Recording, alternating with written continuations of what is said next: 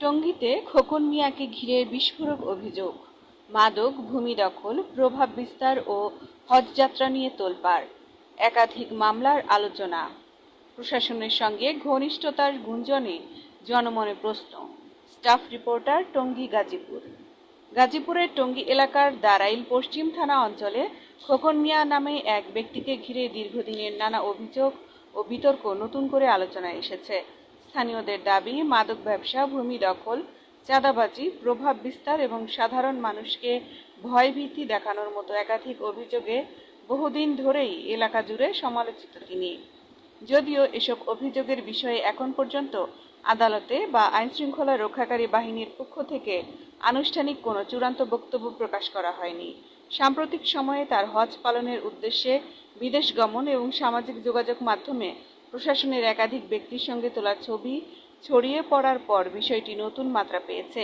এলাকাবাসীর একাংশের প্রশ্ন, এত অভিযোগ, মামলা ও বিতর্কের পরও কিভাবে তিনি নির্বিঘ্নে বিদেশে যেতে সক্ষম হলেন।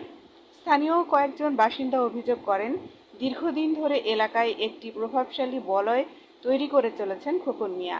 তাদের ভাষ্য অনুযায়ী তার বিরুদ্ধে মাদক ব্যবসা, বিশেষ করে ইয়াবা কারবার নিয়ন্ত্রণের অভিযোগ বহু পুরনো।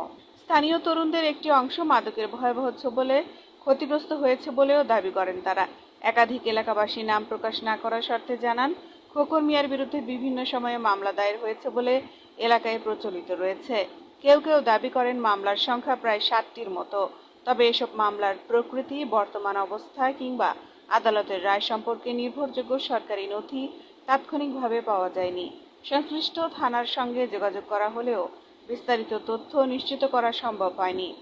এদিকে তার বিরুদ্ধে ভূমি দখলের অভিযোগও উঠেছে। স্থানীয়দের দাবি, অসহায় ও প্রভাবহীন মানুষের জমি বিভিন্ন কৌশলে দখল করে নিজের নিয়ন্ত্রণে নেওয়ার অভিযোগ রয়েছে তার বিরুদ্ধে। কেউ কেউ অভিযোগ করেন, আর্থিক সহায়তা বা সামাজিক সহযোগিতার নামে মানুষের কাছ থেকে অর্থ সংগ্রহ করে পরবর্তীতে তা ব্যক্তিগত সম্পদ বৃদ্ধিতে ব্যবহার করা হয়েছে। যদিও এসব অভিযোগের বিষয়ে খোকন মিয়া কিংবা তার পরিবারের কোনো বক্তব্য পাওয়া যায়নি। সম্প্রতি সামাজিক যোগাযোগ মাধ্যমে ছড়িয়ে পড়া কিছু ছবিতে তাকে জেলা প্রশাসনের এক কর্মকর্তার সঙ্গে দেখা গেছে বলে দাবি উঠেছে। এ ঘটনাকে কেন্দ্র করে এলাকায় নানা গুঞ্জন তৈরি হয়েছে।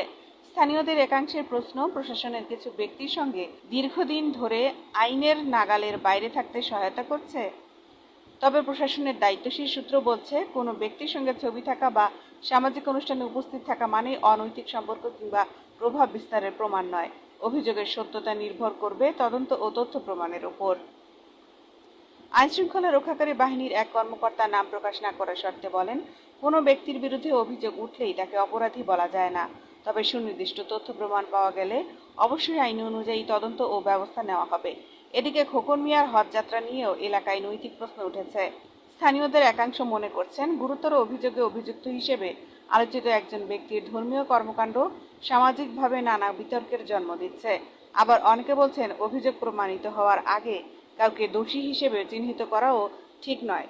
সচেতন মহলের মতে, স্থানীয় পর্যায়ে প্রভাবশালী ব্যক্তিদের বিরুদ্ধে যখন ধারাবাহিকভাবে গুরুতর অভিযোগ ওঠে, তখন তা নিরপেক্ষ ও স্বচ্ছ তদন্তের মাধ্যমে দ্রুত যাচাই করা জরুরি। অন্যথায় সাধারণ মানুষের মধ্যে আইন ও বিচার ব্যবস্থা নিয়ে অনাস্থা তৈরি হওয়ার আশঙ্কা থাকে। বর্তমানে পুরো টঙ্গী জুড়ে একটাই আলোচনা, খোকন মিয়ার বিরুদ্ধে ওঠা অভিযোগগুলো কতটা সত্য, আর এসব অভিযোগের পেছনে বাস্তবতা কি, তা উদ্ঘাটনে সংশ্লিষ্ট কর্তৃপক্ষ আদৌ কার্যকর তদন্তে নামবে কিনা। তুই কই যাবি কোনোদিন তখন উপকার ছাড়া অপকার করছি। আমি উপকার করছস না করছিস, এই যে কথা গেলি যে কইছস, এটি আমার বিশ্বাস হয় যে তোর তোর কথা গেলি আমার কথা আমি বেশি আমি কিন্তু শত্রু তোদের উপকার ছাড়া অপকার করছি। তুই যে বিড়াটা থাকস আমার অবদান, তোরা 3 পয়সা যে বিড়াটি দিয়া এটি আমার অবদান। কই যাবি যে না আমার অবদান না। কোনদিন একটা চা খাওয়াইছ না 10 টাকা চাইছি কোনোদিন? যে খোকন গলাকে যুদ্ধ কইরা তোদেরকে আমি স্থান দিছি, এটা কি আমার অপরাধ? এটা কি আমার ভুল? এই যে বক্তৃতা দিছ ফার্স্টে তুই বাঁচছ, খোকনে কিন্তু খোকনে ঠিকই খোকনের জায়গা তুলেছে, আরিফে খোকনের সুমনে তোর জায়গার কিন্তু তুই খাইছা রইছ। কেন খাইছা রইছ? তোরা একটা কথা ছিল যে হ্যাঁ কি আমরা এটার দরকার নাই, কারো পক্ষেই কথা করার দরকার নেই। বিয়ে না মিশা কথা তুই করছ কি? মিথ্যা খেচারতরা কি কেটা দিব? কোনে দিব? এই খেচারতরা কেটা দিব? ক এই খেচারত কে দিব? দরকার নাই। ওদিনকে তখন মদ টক খাওয়াইয়া আবার খোকন বাহিনীর লোক কি করছে জানেন আর পিছে বলে খাই ফেলছে মানে হ্যাঁ এদিকেও যাইতে না সেদিকেও যাইতে না কেমন একটা ব্যাস লাগাই দিয়ে না এমনি করেছে তোরা নিরো হলো ওর মধ্যে রাখাস গরু খাতায় খাস আজকে খেসারা টাকাটা দিব ইসলাম হ্যাঁ তোরা দূরে নিলে কে কখন আইবো জীবনে তাহলে মিথ্যা সাক্ষী দিয়ে কেন দিলি এই ভিতরে আমার লেলা কেমনে বানাবি জনা তোর ধরবো হ্যান্ডকা পরে বেতন কি করবি আসি আবার জায়গা তুল বাইসে আইব একটা কথার বিনিময় আছে এটা আমি মনে হয় দিলে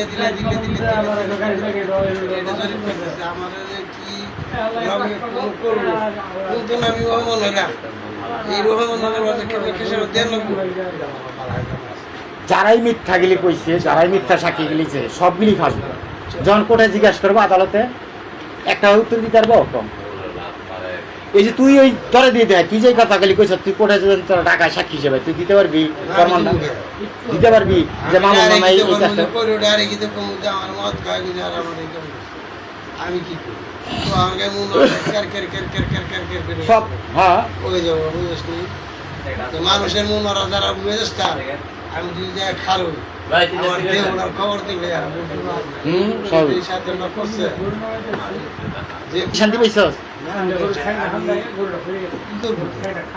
এই কথাটা বুঝে গেছে যুক্তি থাক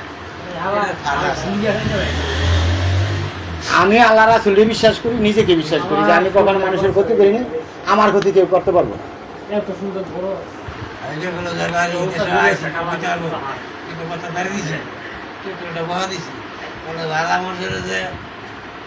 খারাপ একটা দোষী বানাইছে তুই ভাববি আর যে করে যে ভাবতেছে হ্যাঁ অবশ্যই কথাটা খেসারত দিতে হবে খেসারত দিতে হবে দিতে হবে অদোষী করলাম করলাম এই মানুষটাও দোষী